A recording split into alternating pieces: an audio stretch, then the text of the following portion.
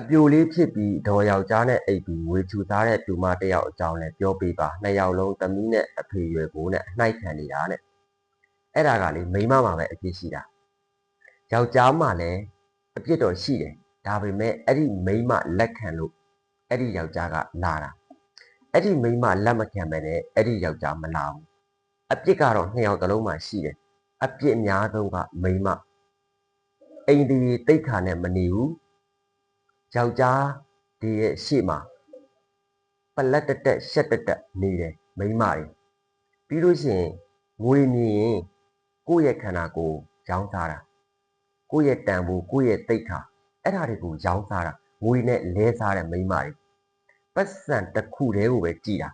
ငွေမျက်နှာတစ်ခုတည်းကိုပဲကြည်ပြီးတော့ကိုယ့်ရဲ့တန်ဖိုးတွေအကြခံတယ်ကိုယ့်ရဲ့တိတ်ခါတွေအကြခံတယ်နော်ကိုယ့်ရဲ့ခန္ဓာကိုယ်ငွေနဲ့လဲလိုက်တာအဲ့ဒါကလေဖာတယ်လို့ပဲပြောရမှာပဲ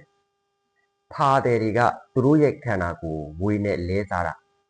ငွေနဲ့ရောင်းစားတာငွေပေးတဲ့ဆိုလို့ရှိရင်အဲ့ဒီငွေပေးတဲ့နောက်ကိုလိုက်သွားတာအဲ့ဒါဖာတယ်ပဲ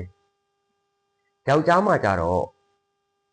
မိန်းမကပါတဲ့တူမဒီကိုယ့်ရဲ့တူမလို့သဘောထားရမယ်လူစိတ်မွေးရမယ်လူဆိုရင်အသက်ကြီးပြီးတော့အချိန်မစည်းတဲ့ပုံစံမျိုးမလုပ်ရဘူးတလိမ့်ဆန်စိတ်မမွေးရဘူး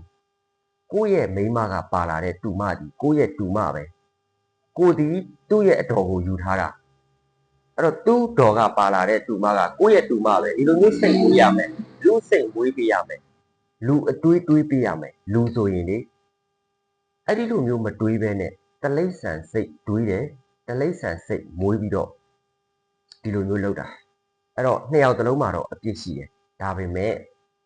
မင်းကလေးမှာကပို့ပြီးတော့အပြစ်များတယ်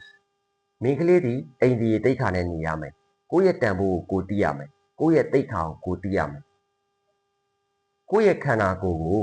ငွေနဲ့ရောင်းစားလို့မရဘူးငွေနဲ့ရောင်းစားလိုက်ပြီဆိုကြတဲ့ကကိုကဖာတယ်ပဲဖာတယ်လို့တာတတ်မှတ်လိုက်တော့